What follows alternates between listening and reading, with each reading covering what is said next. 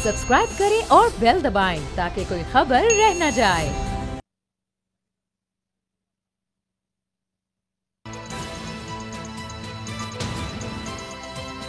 अब पता चला।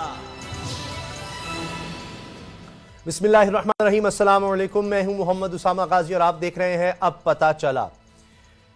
हमने 4 मौज़ूआत पर आज बात करनी है और चारों ही इस हुकूमत के लिए बहुत ही बुरी खबरें हैं। यह कहना बड़ा मुश्किल है कि इनमें से कौन सी खबर ज्यादा धचका दे रही है इस वक्त मौजूदा हुकूमत को। ट्रांसपेरेंसी इंटरनेशनल की रिपोर्ट आ गई और 10 साल में पहली दफा हुआ है कि पाकिस्तान में करप्शन मजीद बढ़ी है और करप्शन के खिलाफ, करप्शन के खात्मे के लिए इक़दामात में पाकिस्तान कमजोर हुआ है। 10 साल बाद ऐसा हुआ है तो ये किस तरह की तब्दीली आई है। इसके बाद एक और खबर यह है जिस पर हम तफसील से बात करेंगे कि वज़ीर आला के लिए, पंजाब के वज़ीर आला के लिए मुश्किलात खड़ी हो रही हैं, बल्कि पूरी हुकूमत के लिए मुश्किलात खड़ी हो रही हैं, इसलिए कि शहबाज शरीफ साहब आ रहे हैं पाकिस्तान फरवरी में और तैयारियां शुरू हो गई हैं पंजाब में नून लीग की हुकूमत बनाने के लिए। इन हाउस चेंज की जो बात है, अब फोकस है पंजाब और इसके बहुत ज्यादा इम्कानात है कि पंजाब में नून लीग हुकूमत बना ले। इत्तेहादियों से बातचीत भी हो रही है, काफ लीग पहले ही नाराज है। अब तो खैबर पख्तूनख्वा में भी इतने बुरे हालात हो गए हैं कि 5 वज़रा और 20 अराकीन जो तहरीक इंसाफ के हैं उन्होंने महाज खोल दिया है खैबर पख्तूनख्वा के वज़ीर आला के खिलाफ। और इसके अलावा सी पैक पर अमेरिका ने मजीद तहफ़्फ़ुज़ात का इजहार कर दिया है, तो अब सी पैक को भी खतरात मजीद बढ़ गए हैं कि अमेरिका इतना खिलाफ है कि खुलकर सामने आ गया है। लेकिन सबसे पहले बात करते हैं ट्रांसपेरेंसी इंटरनेशनल की। मेरे साथ है असद खरल साहब, बाबर डोगर साहब। खरल साहब, ये क्या हुआ, ये तब्दीली किस तरह की आई? क्योंकि इमरान खान तो यही कहते रहे कि जी मैं करप्शन का खात्मा करूंगा, और ये जो महंगाई है, बेरोजगारी है, मईशत की तबाही, वो तो फोकस ही उनका ये था कि हमने तो करप्शन खत्म करनी है, जब करप्शन खत्म करेंगे तो सब कुछ ठीक हो जाएगा। ट्रांसपेरेंसी इंटरनेशनल कह रही है कि पाकिस्तान में तो करप्शन बढ़ गई है और पिछले 10 साल में ये पहली दफा हुआ है। और पाकिस्तान का स्कोर ना सिर्फ कम हुआ है, बल्कि पाकिस्तान जो मुल्क कदम उठा रहे हैं करप्शन के खात्मे के लिए, उनमें 117 नंबर पे था, अब 120 पर चला गया है और गिर गया है पाकिस्तान।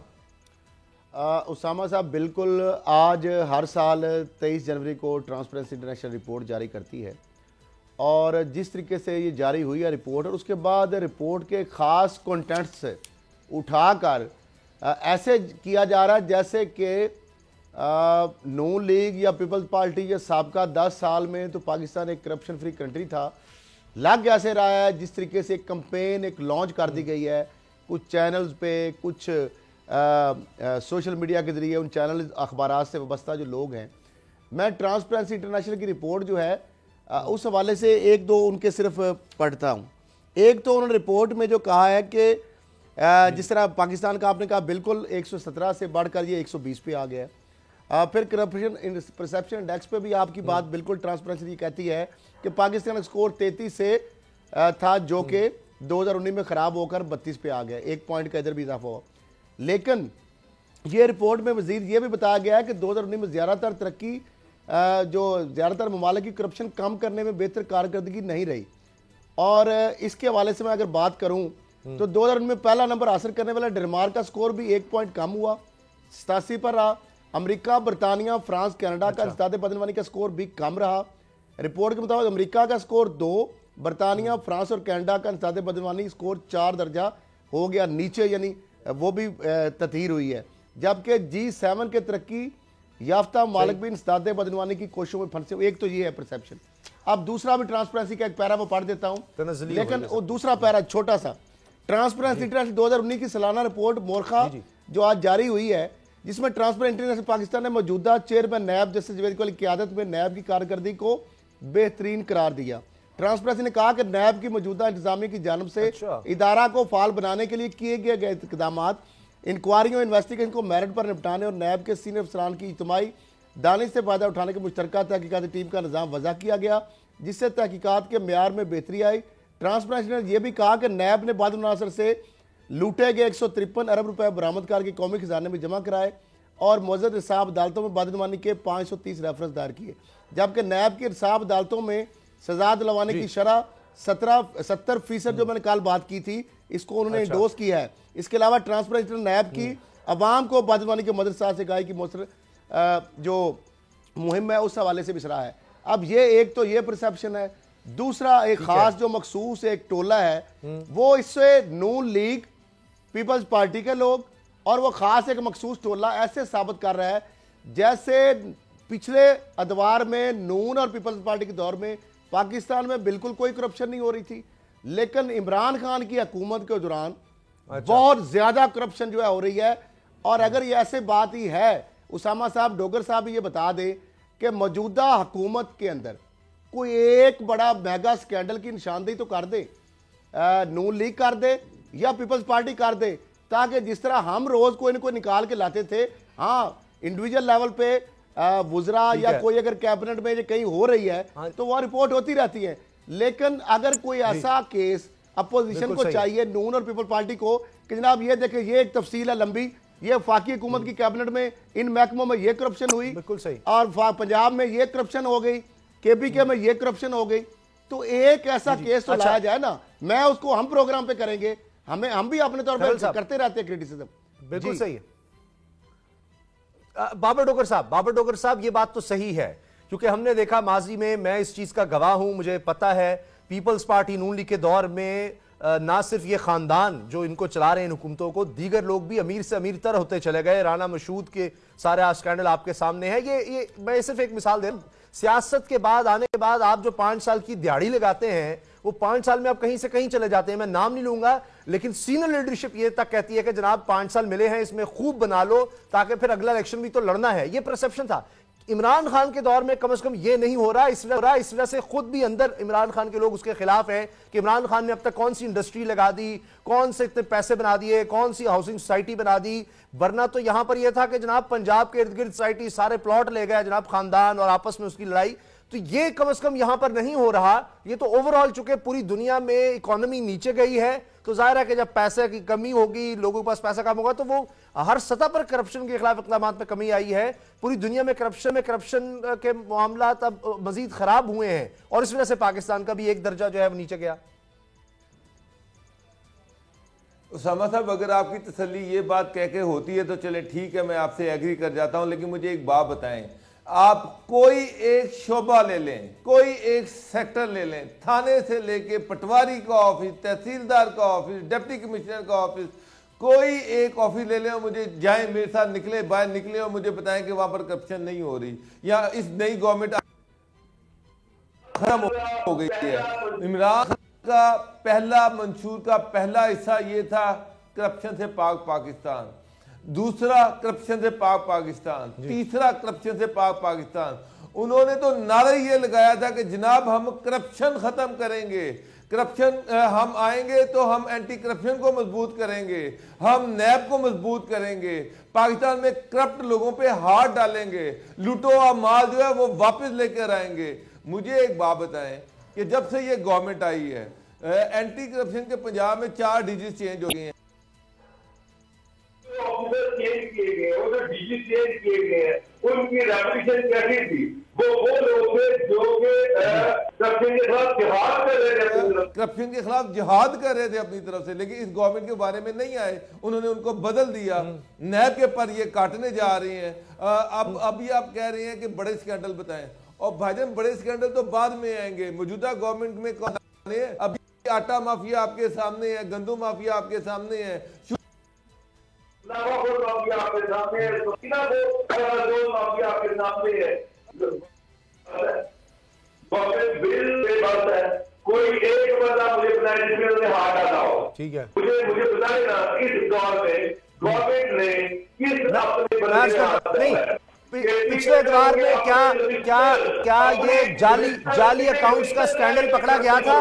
पिछले एतवार में जाली अकाउंट्स ये पकड़े गए थे, इस तरह से केस तब के थे। जो लोग इतने पकड़े गए हैं अब नैब ने, पहले तो कभी इतने बड़ों का हाथ नहीं डाला था।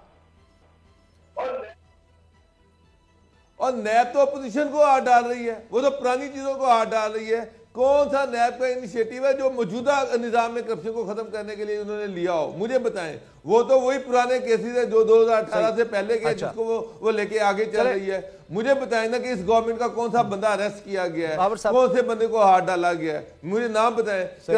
BRT का केस आपके सामने है, मालम जब्बा का केस आपके सामने है, यहाँ पर मिनिस्टर ओपनली करप्शन कर रहे हैं। कौन सी जुल्फिकार ऐसी छूट गए। इन्वेस्टिगेशन हुई है, किस मिनिस्टर पे हाथ डाला गया था, मुझे उसका नाम तो बताएं। उसामा साहब यहाँ पर अच्छा, जो एक चीज, जो क्योंकि भी हमें बता, अगली खबर पर मुझे जाना है, खैर बाबर को साहब पता टाइम कम है, वो खबर बड़ी अहम है। जी, मैं चाह रहा हूं कि जो ट्रांसपेरेंसी इंटरनेशनल ने जो चीजें बताई हैं कि अच्छा आप करप्शन को कंट्रोल करने के लिए क्या करें, मुझे तो लग रहा है पाकिस्तान में उससे उलट हो रहा है। आप खुद सुन लें और आप हैरान होंगे कि वो ट्रांसपेरेंसी इंटरनेशनल ऐसे लग रहा है कि वो सिर्फ पाकिस्तान की बात कर रहा हो, वैसे उसने पूरी दुनिया के लिए कहा है सियासत में बड़े पैसे और असर रसूख को काबू किया जाए। अब ये बड़ी वजूहत है करप्शन की जिनको काबू करना चाहिए, तो पाकिस्तान में ये नहीं हो रहा। बजट और अवामी सहूलियात जाती मकासद और मफाद रखने वालों के हाथों में ना दी जाएं, तो यहां तो सब उनके हाथों में दिया जा रहा है। मफादात के तसादुम, भर्तियों का तरीका तेजी से बदलना, इस पर काबू पाया जाए, बार बार ना बदला जाए, और इसको दुनिया भर में करप्शन को रोकने के लिए लॉबीज को रेगुलेट किया जाए। यहां तो आटा की लॉबी है, चीनी की लॉबी है, घी की लॉबी है, पावर सेक्टर की लॉबी है, यहां तो सारी लॉबियां हैं। इलेक्टोरल साख मजबूत की जाए, गलत तशहीर पर पाबंदी लगाई जाए, शहरियों को बाख्तियार करें, समाजी कारकुन निशानदी करने वाले जर्नलिस्ट को तहफ्फुज दें, करप्शन रोकने के लिए चेक एंड बैलेंस और इख्तियारात को अलहदा किया जाए। इनमें से कोई चीज खरल साहब पाकिस्तान में नहीं हो रही। मुख्तसरन बात करनी है क्योंकि अगली खबर ज्यादा अहम है, वो भी बड़ी अहम है, क्योंकि शहबाज शरीफ साहब आ रहे हैं और उनको उनके बेटे ने कहा था गेम चेंजर, तो पंजाब की हुकूमत जा रही है, वो कह रहे हैं तहरीक इंसाफ की, तो मैं उस पर आना चाह रहा हूं। खरल साहब उससे पहले शॉर्ट कमेंट इन चीजों पर। उसामा साहब, बिल्कुल आप जो बात कर रहे हैं और जो ट्रांसपेरेंसी इंटरनेशनल ये सिफारिशात की हैं, बिल्कुल मैं आपसे 100% एग्री करता हूं कि अमली तौर पर पाकिस्तान के लिए जिस तरह लग रहा है कि रिपोर्ट तैयार की गई है, क्योंकि सारी चीज़ें इसके उल्ट हो रही हैं। जो मफादात की बात है, सियासत के अंदर इन्वेस्टमेंट की बात है, किन लोगों के जहाज भाग रहे हैं, जिन लोगों को नाहल किया है सुप्रीम कोर्ट ने, वो लोग जिनके ऊपर SCCP के अंदर उन्होंने पैसे दिए हैं, रिकवरियां जमा कराई हैं, वो लोग जिनकी मिलों के अंदर दिन दुगनी रात चुगना इजाफा हो रहा है। मामला ये है उसामा साहब कि आप कह रहे हैं कि वो कह रहे हैं जी समाजी कारकुन और निशानदेही करने वाले करप्शन की जर्नलिस्ट के ऊपर उनको तहफ़्फ़ुज़ दिया जाए। तो आपने देखा ही हमारा क्या कसूर था, मेरा क्या कसूर था, जब 5 जून 2018 में एयरपोर्ट पे 16 बंदे 4 गाड़ियां रोक कर रात के को उन्होंने पौना घंटा मुझके ऊपर जानलेवा हमला किया, और वो तो अल्लाह ताला ने मुझे बचाया, वरना कोई कमी पेशी तो नहीं थी। जिस तरह से आपने देखा, जिस तरह 16 बंदे और एक बंदा पौना घंटा उसको कील लगे और डंडों पे मारे जाए, उनके पास असला हो, आपको और सिर्फ कसूर क्या था कि आप जो करप्शन की जो चीजें बेनकाब कर रहे हैं, आप जो अदालतें उज़्मा लेके मामला जाते हैं, आप जो नैब में हमारी करप्शन की निशानदेही करते हैं, उस वक्त किसकी हुकूमत थी, उस वक्त कौन सा सेट था। मामला ये नहीं मैं कह रहा किसने किया, वो तो जारी बात है, इदारे जाने, पर्चा दर्ज है, वो ढूंढे उनको, उनका काम है। मैं किसी को बैशिंग नहीं करूंगा क्योंकि मेरे पास 100% जब तक। अच्छा, मामला ये है बिल्कुल सही, कि ये जो आप बात कर रहे हैं 2019 के अंदर जितने लोग बड़े पकड़े गए, जब से ये हुकूमत आई है, साबक वजीर आजम आपके 2 वजीर आजम आपके अंदर पकड़े गए, कोई बाहर गए अभी, फिर उसके बाद सदर पाकिस्तान साबक, फिर स्पीकर सिंध जो असेंबली है, फिर उसके बाद उनकी जो बहन है ताकतवर एक शख्सियत है फरियाल तालपुर साहिबा, फिर उसके बाद अपोजिशन लीडर जो कौमी असेंबली में, फिर जो पंजाब असेंबली के अपोजिशन लीडर, यानी 2 माफियाज जो हैं जिनके अरबों रुपए के TT स्कैंडल निकले, वो जरदारी ग्रुप हो सिंध के अंदर, वो शरीफ फैमिली हो पंजाब के अंदर, ये किसने किया? ये इमरान खान की हुकूमत थी, ये मौजूदा नैब है। मानता हूं। अच्छा, खैर मौजूदा नैब और इमरान खान की वजह से ये सारे वही माफिया जेलों में गए, एक्टिव हो गया है। बिल्कुल वो खैर साहब, टाइम खत्म हो जाएगा, ब्रेक से पहले हमें ये मौजू निपटाना है। बाबर डोगर साहब, शहबाज शरीफ साहब आ रहे हैं, उन्होंने अपने बड़े भाई से इजाजत ले ली कि जनाब वजारत उज़्मा हमारे लिए तैयार है, मैं जाता हूं और उसको हथियार लेता हूं। नवाज शरीफ ने कहा कि इससे हमारा वोट बैंक बड़ा मुतासिर होगा, मरकज में ना जाओ, पंजाब में हुकूमत ले लो, ताकि हालात बड़े शायद वो समझते हैं कि मुश्किल हैं, तो अभी हम मरकज में ना ही करें, वो धरने से भी बड़ा वार होने वाला है बाबर डोगर साहब। तो ये वार कामयाब होगा। ये मार्च में वो कह रहे हैं कि हम ये पंजाब की हुकूमत हमारे पास होगी, मेजॉरिटी टेक्निकली अब भी नून लीग के पास है। उसामा साहब, नून लीग फिलहाल ये तो इसमें कोई दो राय नहीं है कि पंजाब में सबसे बड़ी पॉलिटिकल पार्टी नून लीग है, उसके बाद PTI है, उसके बाद काफ लीग है जिसके पास 10 सीटें हैं, और उसके बाद पीपल पार्टी है जिसके पास 7 सीटें हैं। पीपल पार्टी और क्यू लीग जो है ये गेम चेंजर है पंजाब में। क्यू लीग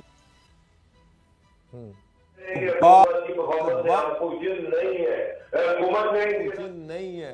हुकूमत ने इनके साथ जो वादे किए थे, जिस तरह से एग्रीमेंट हुआ था, जिस उस एग्रीमेंट की पासदारी नहीं की। मोहम्मद सलाह को मिनिस्टर बनाया जाना था, ये वादा किया गया था, लेकिन नहीं बनाया गया। उनको हल्कों में जो अकोमोडेट किया जाना था वो नहीं किया गया। पंजाब में 2 मिनिस्ट्रियां देनी थी, एक स्पीकरशिप देनी, 2 मिनिस्ट्रियां देनी थी, एक स्पीकरशिप देनी थी, मिनिस्ट्री एक नहीं दी गई। तो क्यू लीग जो है इस गवर्नमेंट पुट ऑफ हुई है। चौधरी परेज लाई जो है वो शदीद नाराज है इस गवर्नमेंट से। मोनी सलाई इस हुकूमत की से शदीद नाराज है। हुकूमत जिस तरह से परफॉर्म कर रही है, हुकूमत की जो फंक्शनिंग डिलीवरी करी वो कुछ नहीं है। तो ये तो सिर्फ पंजाब में काम नहीं में बात कर अंदर पावर बना हुआ है। आज भी समझ में वो ऊपर की बात कर रहे हैं कि जनाब हमारे काम नहीं हो रहे, हमें फंड नहीं दिए जा रहे। ये पहला पेज है। इस पेज में तो ये कह रहे हैं कि हमें इमरान खान पर इत्मीनान है, हमें इमरान पर इत्मीनान है, हमें चीफ मिनिस्टर पर इत्मीनान है। भाई अगर आपको इमरान खान पर भी इत्मीनान है, चीफ मिनिस्टर पर भी इत्मीनान है, तो आप किस चक्कर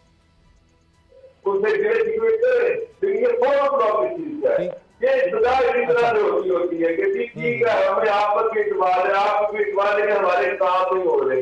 मुझे पता है पीटीआई के बहुत सारे आजाद अरकान बहुत ज्यादा मुतारिक हुए हुए हैं, बहुत ज्यादा एक्टिव है, और वो पीटीआई जो है जो है जिस तरह से उन्होंने 1.5 साल हुकूमत की और जिस तरह से लोगों का हशर हो गया, पीटीआई जो है उसको बेताकत नजरियाती मतलब पीटीआई के जो है वो ये खुद कहते हैं, वो ओपनली कहते हैं। मैं पंजाब असेंबली के अंदर जो ओपनली कहा जा रहा है ये वो पीटीआई नहीं है जो इमरान खान ने जिसका वादा किया था, जिसके इमरान खान ने ख्वाब दिखाए थे, ये वो पीटीआई नहीं है।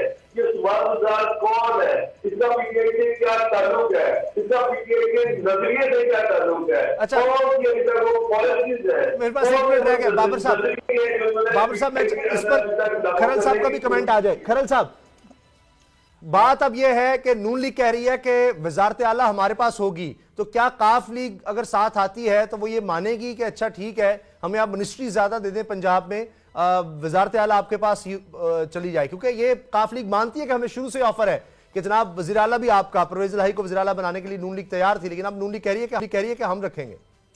मामला ये है कि उसामा साहब ये किस तरीके से अवाम को एक बेवकूफ़ बना रहे हैं कि शहबाज शरीफ जिस तरह की कहानी सुना रहे हैं, ये तो तोता मैना कहानी है कि जी मैंने भाई साहब को कहा कि वजारत उज़्मा मेरी मुंतज़िर है, तो भाई साहब ने कहा कि नहीं वजारत उज़्मा को फिलहाल रहने दो, आप पंजाब पे फोकस कर लो।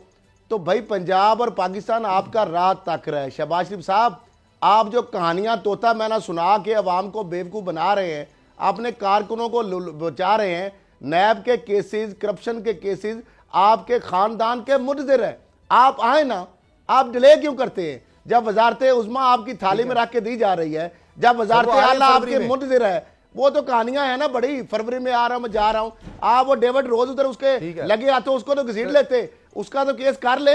सर वो शहजाद अकबर के खिलाफ भी आपने केस करना था, आपकी टीमें भी उधर जानी थी, इधर आनी थी। ये कि वो फरवरी में नहीं मार्च में आ वो रही है, मार्च में अब मार्च भी आ जाएगा, अप्रैल भी आ जाएगा, अप्रैल फूल आप कौम को बना रहे हैं। मामला ये है कि उसामा साहब, काफ लीग जो है पहले दिन से नून लीग उनको ऑफर कर रही है वजारत आला की, काफ लीग उनके साथ नहीं मिल रही। ठीक है, नून लीग को हुकूमत ना सूबे में मिल सकती है, बिल्कुल सही, ना इनको मरकज में मिल सकती है। मैं आपको एक बात बता दूं, खरल साहब मैं आपकी बात से, सर ब्रेक का वक्त हो गया है, बाबर साहब ब्रेक का वक्त हो गया है। ब्रेक के बाद इसी से मौजूद है खैबर पख्तूनख्वा के हवाले से, वज़ीर आला खैबर पख्तूनख्वा के खिलाफ तहरीक इंसाफ के अपने ही लोग हो गए हैं, वहां भी बहुत बुरा हाल है। इस पर ब्रेक के बाद बात करते हैं। अब पता चला।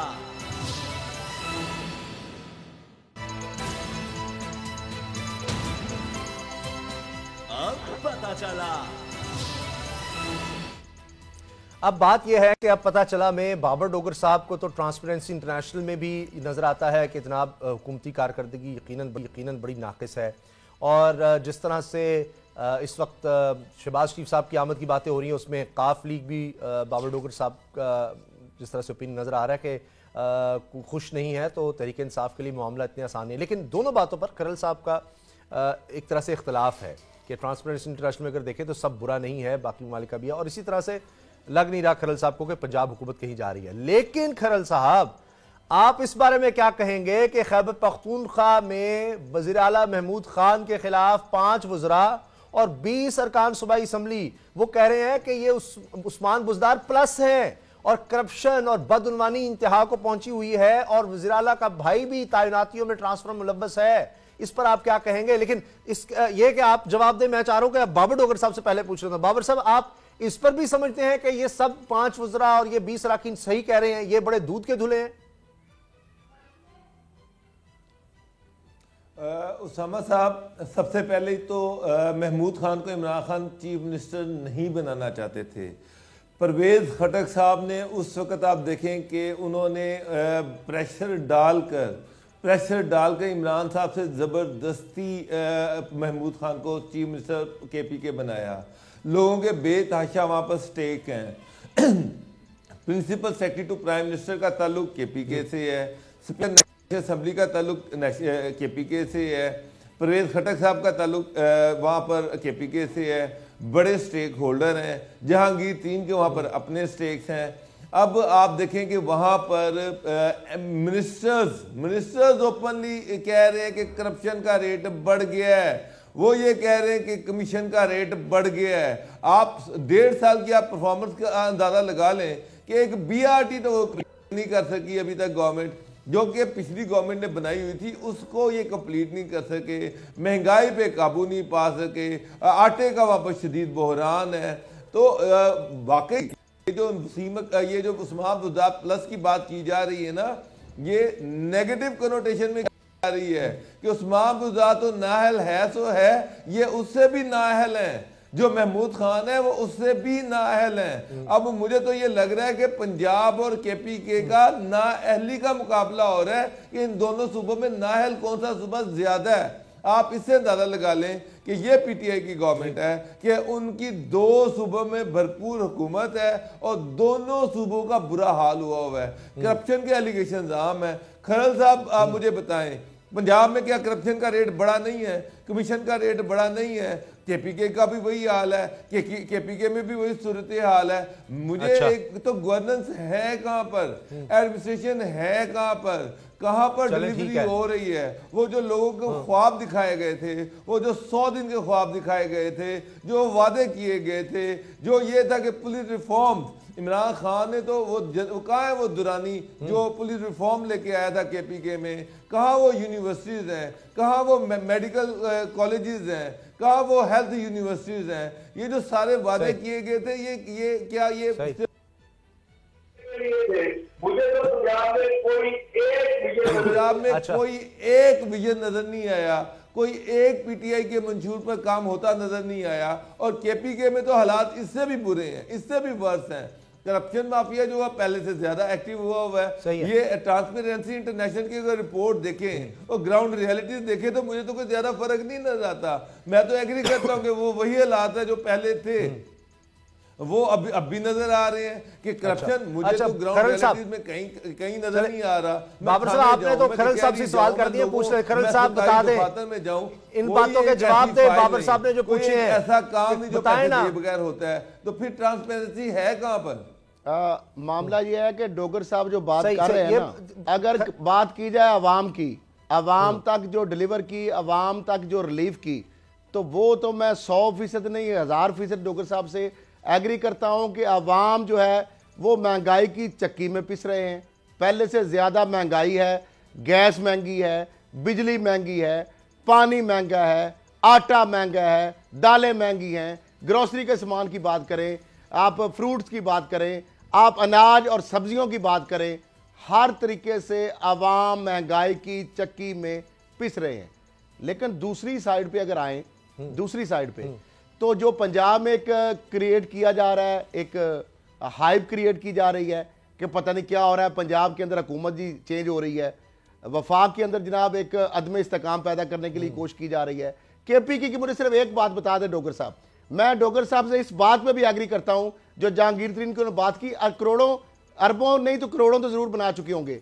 और ज़िया-उल-हक अफरीदी गालबन जो मिनिस्टर माइंस एंड मिनरल था, वो इस वजह से भिंड चढ़ गया क्योंकि जहांगीर तरीन साहब के जो कुछ वहां पे इंटरेस्ट थे, उनको शायद उसके आगे वो खड़ा हो गया था।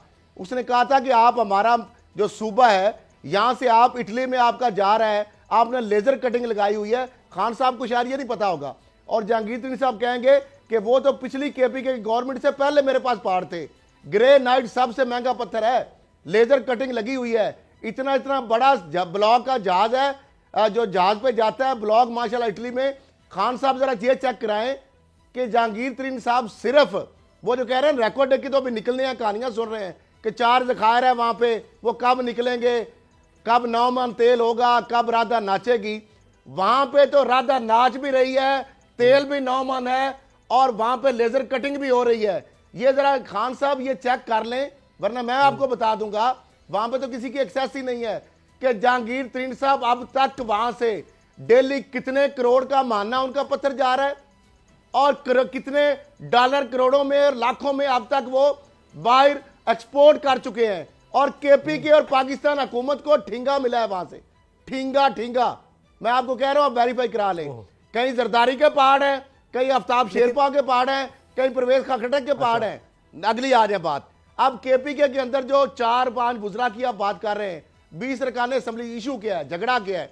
महमूद खान को बनाया वजीर आजम, जारी बात है, इमरान खान ने सीएम बनाया, उनके भाई के ऊपर आप इल्जाम लगा रहे हैं करप्शन, बिल्कुल ठीक है, लेकिन एक ऐसी एग्जाम्पल तो आनी चाहिए ना।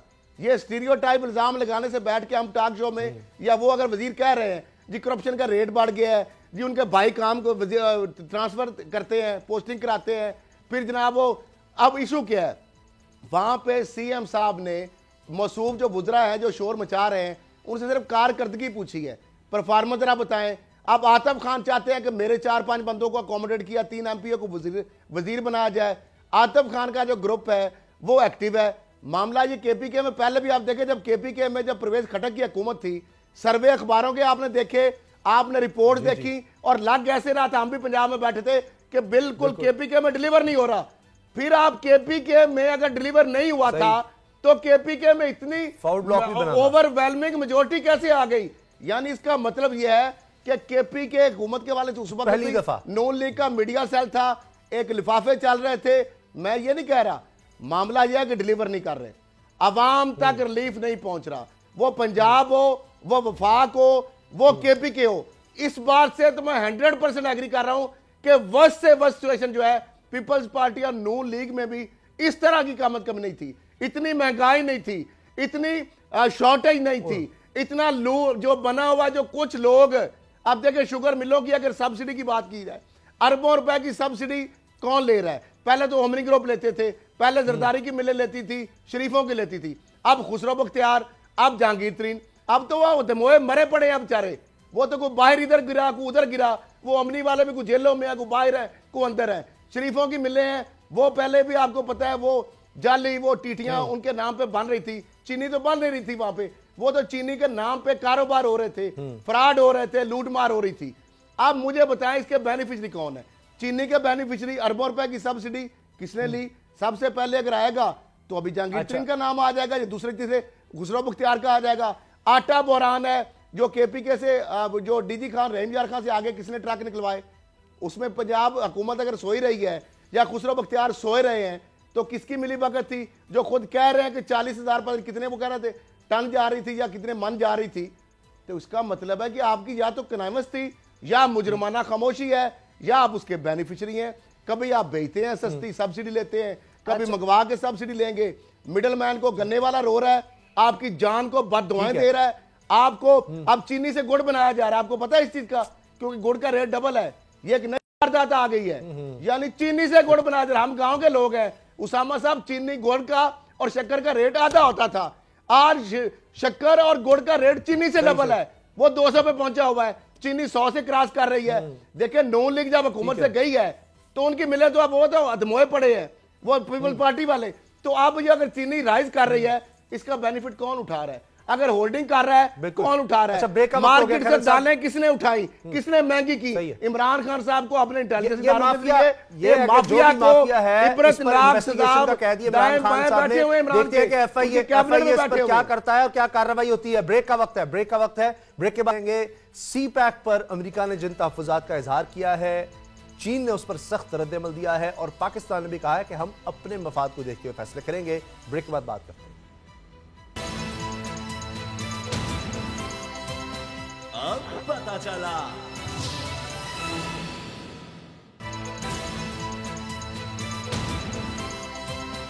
अब पता चला।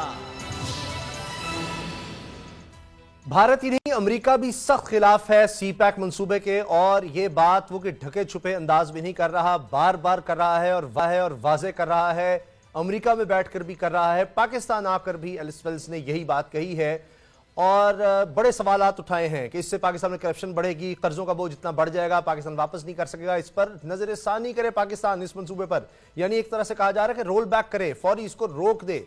चीन ने इस पर सख्त रद्द-ए-अमल दिया है और उन्होंने कहा है कि हम पाक अमेरिका ताल्लुकात पर खुश हैं और चीन के पाकिस्तान से जो ताल्लुकात हैं इस पर अमेरिका को भी खुशी का इजहार करना चाहिए, ना कि इस तरह की बातें करे और सी पैक के खिलाफ एक प्रोपेगेंडा कर रहा है। ऐसी कोई बात नहीं है जिस तरह की बातें अमेरिका कर रहा है, और जितनी भी कंपनियां यहां काम कर रही हैं वो इंटरनेशनल स्टैंडर्ड की कंपनियां हैं, जबकि एलिस वेल्स ने कहा था कि वो ब्लैक लिस्टेड कंपनी है, वर्ल्ड बैंक ने उनको ब्लैक लिस्ट किया हुआ है।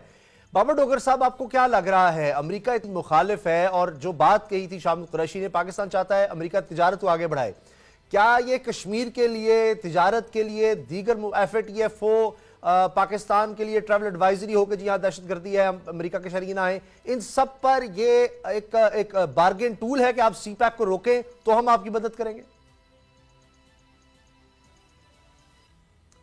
उसामा साहब, मुझे एक बात बताएं कि अमेरिका पहले दिन से सी पैक के खिलाफ है। जिन इश्यूज पर उसको आवाज़ उठानी चाहिए उन इश्यूज पर वो आवाज़ नहीं उठाता। हर वो चीज़ जो जिसमें पाकिस्तान की तरक्की हो सकती है, जिसमें पाकिस्तान आगे बढ़ सकता है, अमेरिका उसका मुखालिफ है। मुझे एक बात बताएं, सी पैक पाकिस्तान के लिए गेम चेंजर है। सी पैक से पाकिस्तान में इकोनॉमिक एक्टिविटी बढ़ेगी, सी पैक से पाकिस्तान सारी दुनिया के साथ पाकिस्तान की कनेक्टिविटी बढ़ेगी। चीन जो है, चीन पाकिस्तान के ज़रिए से, सी पैक के ज़रिए से पाकिस्तान जो है वो सारी दुनिया के इन्वेस्टर्स की तवज्जो का मरकज़ बनेगा। मसला ये है कि सी पैक इंडिया को एक आंख नहीं भा रहा। इंडिया सी पैक का सबसे बड़ा मुखालिफ है। अमेरिका जो है, अमेरिका भी इंडिया के पीछे लगा हुआ है, सी पैक की वो मुखालफत कर रहा है। सी पैक के हवाले से वेल जो है वो बात कर रही हैं, जो बात करने वाली है वो तो करते नहीं है। अगर वो पाकिस्तान के इतने ही हमदर्द हैं, अगर वो पाकिस्तान के साथ का इतना ही दर्द है, तो फिर कश्मीर के हवाले से बात करें, इंडिया पे प्रेशर डालें, इंडिया से कहें कि कश्मीर से कर्फ्यू उठाए। आज तक उस पर तो अमेरिका का कुछ कर नहीं सका। हाँ, वो चीज़ जो पाकिस्तान को बेनिफिट दे रही होती है वो अमेरिका को जू खटक रही होती है। अमेरिका ने आज तक पाकिस्तान को दिया क्या? मेरा तो सवाल ये है कि जब भी उन्होंने पाकिस्तान को टिश्यू पेपर की तरह इस्तेमाल किया है, जब भी उनको पाकिस्तान की ज़रूरत पड़ी उसको इस्तेमाल किया और उसके बाद पाकिस्तान पे सैंक्शन लगा दी, पाबंदियाँ लगा दी और वो यहाँ से चलते बने। अब दोबारा जब सी पैक आया तो उनको फिर एक दफ़ा ये चुभना शुरू हो गया है कि ये तो एक कॉरिडोर बन रहा है, ये पाकिस्तान जो है सेंट्रल एशिया से भी कनेक्ट होगा, सी पैक के जरिए से पाकिस्तान सारी दुनिया से कनेक्ट होगा, चाइना के साथ पाकिस्तान की कनेक्टिविटी बढ़ रही है। तो ये तो एक मरोड़ उड़े अमेरिका को। मेरा ख्याल है कि हमें अमेरिका ने पाकिस्तान को क्या दिया है, इसके बदले अमेरिका पाकिस्तान को ऑफर क्या कर रहा है, मुझे भी तो बताए ना। क्या पाकिस्तान में पाकिस्तान की तरक्की के लिए अमेरिका का रोल क्या है, वो भी तो उसकी भी तो वजाहत होनी चाहिए। मसला ये है कि आपने 9/11 के बाद पाकिस्तान को इस्तेमाल किया या रशिया के खिलाफ पाकिस्तान को इस्तेमाल किया और टिश्यू पेपर की तरह फेंक दिया। आज तक पाकिस्तान में कोई इंडस्ट्रियल डेवलपमेंट आप नहीं करवा सके। अच्छा, पाकिस्तान में जो बाबर साहब, बदअमनी और अफरा बाबर साहब, अब अमेरिका ये कहता है कि जनाब हम तो खैर खा हैं, तो खरल साहब आप क्या कहेंगे कि जी वो तारीख में सबसे ज्यादा डोनेशंस ट्रंप ने भी कहा कि जी हमने पाकिस्तान को दिए, और अब देखिए ये क्या ब्लैकमेलिंग नहीं है कि कश्मीर के मामले पर चीन लेकर गया सिक्योरिटी काउंसिल में मामला और अमेरिका अमेरिका ने उस पर बहस नहीं, यानी ओपन बहस नहीं होने दी, उस पर करारदाद के लिए जो मराहल है उस तरफ मामला ही आने दिया। ट्रैवल एडवाइजरी पाकिस्तान के खिलाफ, FATF में वो पाकिस्तान का साथ नहीं दे रहा, वरना सबको पता है कि FATF में सबसे ज्यादा रसूख अमेरिका का है और वो पाकिस्तान को ग्रे लिस्ट से निकलवा सकता है, ब्लैक लिस्ट तो दूर की बात है। तो ये किस तरह की ब्लैकमेलिंग करता है अमेरिका पाकिस्तान के साथ? देखें, शुरू से अमेरिका पाकिस्तान को इस्तेमाल करता रहा है, हमेशा पाकिस्तान इस्तेमाल हुआ है और अमेरिका ने इस्तेमाल किया है। पाकिस्तान ने अमेरिका के बेनिफिट के लिए पहले भी जंग लड़ी थी। जब रशिया सुपर पावर था तो अमेरिका को किसकी ज़रूरत थी? पाकिस्तान की। उस वक्त जादी भी बहुत अच्छे थे, CIA सारा फंड भी कर रही थी, लेकिन जो ही रशिया को पाश किया अफगान जहाद के ज़रिए, पाकिस्तानियों के ज़रिए, उसके बाद अमेरिका 35 लाख जो महाजरीन, जो आज 1 करोड़ से ज़्यादा बन जाते, बार बार ये 35 लाख का फिगर करते हैं, उनकी 3 नस्लें यहाँ पे हो गई है। वो लोग जाने को खंडर अफगानिस्तान में तैयार नहीं थे, आज भी वो सारे इधर हैं। अब FATF जो है वो टूल के तौर पर इस्तेमाल करता है अमेरिका। पाकिस्तान के ऊपर एक थ्रेट रखा हुआ है। अगर FATF के अंदर बात आए तो सबसे ज्यादा तो दहशतगर्दी, रियासती दहशतगर्दी हो, अपने मुल्क की सरजमीन को हमसाया मुल्कों के खिलाफ इस्तेमाल करना हो, एंटी असरा की कार्रवाइयां पाकिस्तान के अंदर जिस तरह आपने देखी, धमाके जिस तरह होते हैं, बॉर्डर पास जो कार्रवाइयां करते हैं, वो APS का वाकया हो, वो जिस तरीके से पाकिस्तान से अंदर वो करते हैं, तो मामला ये है कि जो ग्रे लिस्ट वाला मामला है वो बिल्कुल पाकिस्तान निकल सकता है। ब्लैकमेल किया जा रहा है। एक तरफ डोनाल्ड ट्रंप कहते हैं मैं सालसी के लिए तैयार हूं, दूसरी तरफ वहां पे बात नहीं करने दी जाती। अमेरिका अगर चाइना करारदाद लेके जाता है, अगर आप मुनाफिक नहीं है, अगर आप हिपोक्रेट नहीं है, अगर आप इंसाफ के लंबरदार के दावेदार जो बनते हैं, तो कश्मीरियों का क्या कसूर है? उनके साथ जो जुल्मों बर्बरियत का बाजार गर्म, ये अक़वाम मुत्तहिदा वो कठपुतली है। जो चाइनीज, मुझे ये पता है हमारा जाती मामला है, CPEC से अमेरिका का क्या लेना देना है? पाकिस्तान अपने मफादात को देखेगा। और शाह महमूद कुरैशी ने बिल्कुल ठीक कहा है, प्राइम मिनिस्टर बिल्कुल ठीक कह रहे हैं कि पाकिस्तान सबसे पहले होना चाहिए। हमें अपना मफाद जो है अमेरिका अमेरिका का क्या तल्लक है हमारे अंदरूनी मामला से, उसका क्या तल्लक है? बहुत शुक्रिया जी, बहुत बहुत शुक्रिया खरल साहब, आप बाबर डोगर साहब, आप दोनों का बहुत शुक्रिया। लेकिन एक बहुत बड़ा सवाल यह है कि एक बड़ा मुल्क पाकिस्तान का हमसाया मुल्क जो दुश्मनी करता है पाकिस्तान से, भारत, वो भी खिलाफ हो और अमेरिका जो खुद को सुपर पावर कहता है वो भी खिलाफ हो, तो उसके लिए कितने खतरात बढ़ जाएंगे। तो इस पर पाकिस्तान को बहुत मोहतात और बहुत सोचना होगा और बड़ी ध्यान से और बड़ी तवज्जो के साथ ये CPEC के मंसूबे की हिफाजत भी करनी होगी, इसको आगे बढ़ाना होगा। प्रोग्राम देखने का बहुत शुक्रिया, दुआ में याद रखिएगा, इजाज़त दीजिए, अल्लाह हाफिज़। अब पता चला। सब्सक्राइब करें और बेल दबाएं ताकि कोई खबर रह न जाए।